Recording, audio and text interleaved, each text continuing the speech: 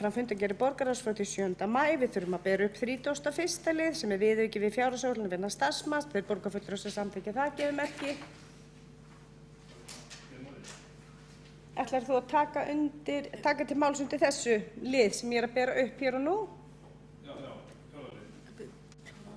Já, ég þarf að klára þessa afgreiðslu sem 31. lið. Þeir sem að samþykkja það vilja gefa merki. Einhver á móti. Hún telst samþykkt með 9 atkvæðum og 6 hjásundum. Já, flott. Þá hefur borgarfulltrúi Kjartan Magnússon óskað eftir því að taka til máls.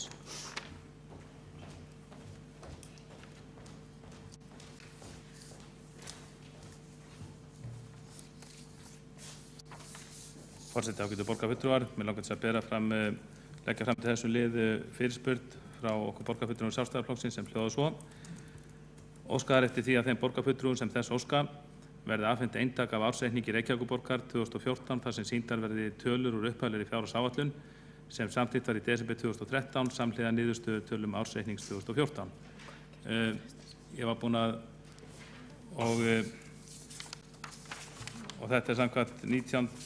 og 31. lið í fundargerð borgarráðs. Það var búið að ræða þessi mál aðeins